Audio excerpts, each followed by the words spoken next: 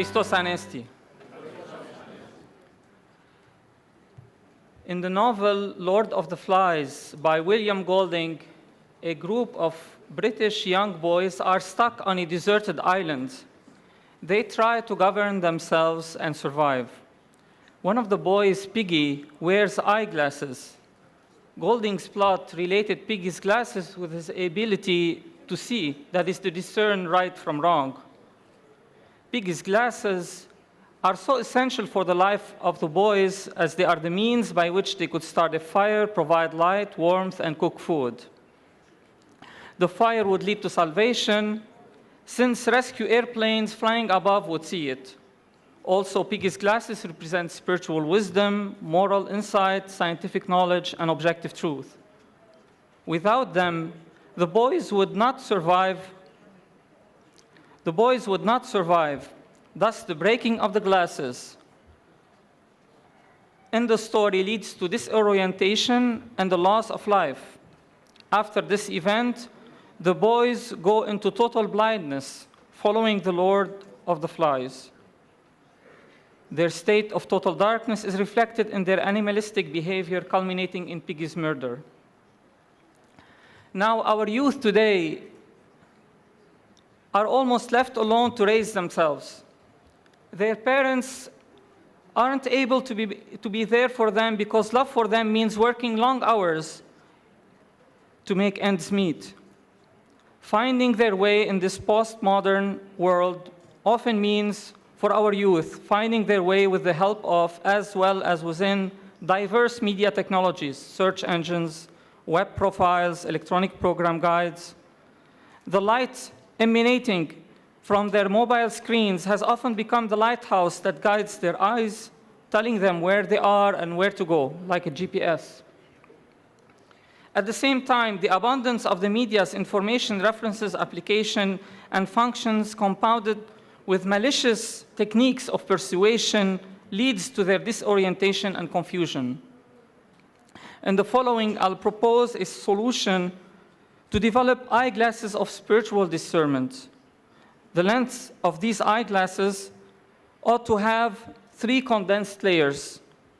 The first layer is composed of spiritual discernment, the second layer of psychosocial elements, and the third layer of pedagogical elements. But first, let us quickly define the word discernment in orthodoxy. Discernment involves knowing what is the will of God and what is good and acceptable and perfect. It is filtering all thoughts, scenes, words, and actions and putting aside everything that is base and not pleasing to God. In the Philokalia, St. Maximus the Confessor clarifies the mechanism of discernment. For St. Maximus, discernment is not just limited to ethics or to an act of virtue of the conscience. It is an attribute of the image of God in man. He says, naturally endowed with the holiness of the divine image, the intelligence urges the soul to conform itself by its own free will to the divine likeness. So, these important words of St. Maximus lead us to understand discernment. This attribute is exercised in human freedom, and this freedom is handled in the Spirit of God. Thus, according to St. Maximus, acquiring discernment is a synergical process between a free person and God. It needs having a sound mind and receiving the divine grace. In the following, I will explain how the 3 aforementioned layers help us in having a sound mind and receiving divine grace to enliven this attribute of God in man, that is discernment, and walk in the way of Christ.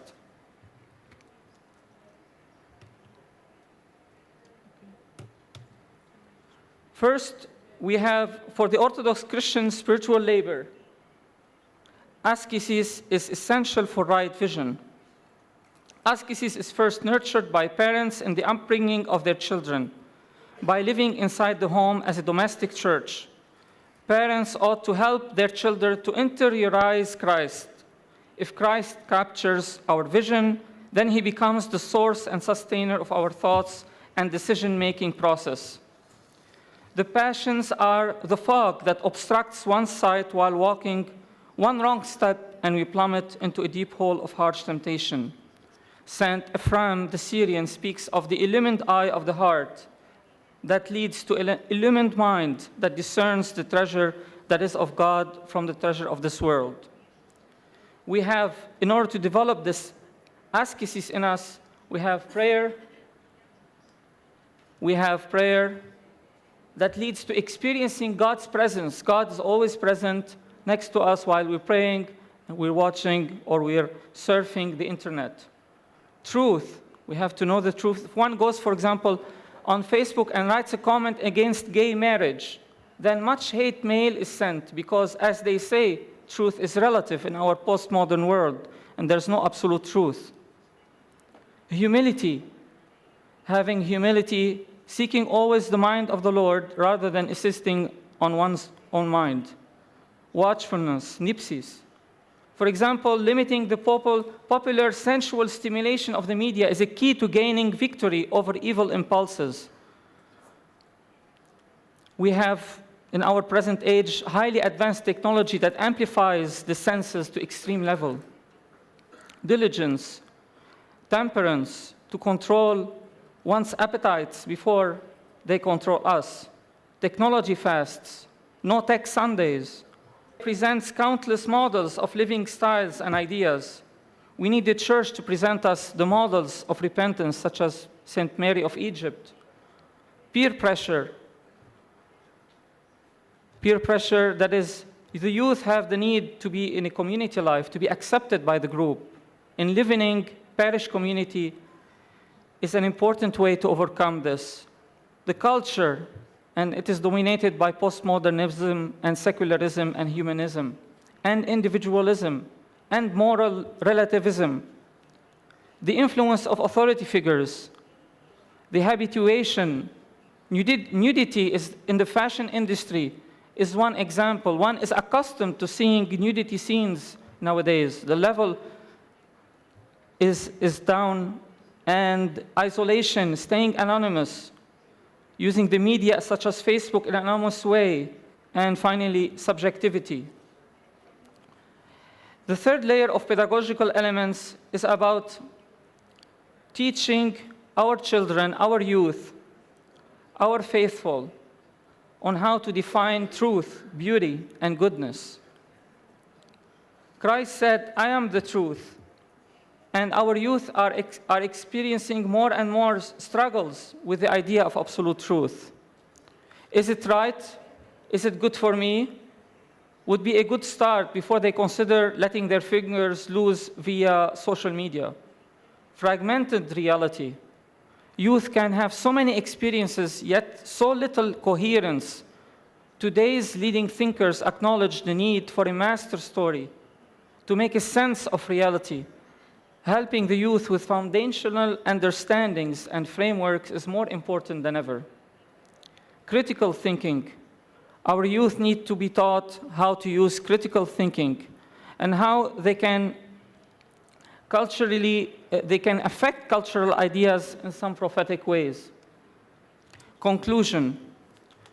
The media has become today the source of our knowledge on life, faith, history, society, and culture. In our surfing, however, we face the challenge of sheer abundance of possible paths and a multiplication of perspective and truth. We enter into a foggy world. We seek to acquire right vision in order not to lose life, as in the Lord of the Flies. But there is a need.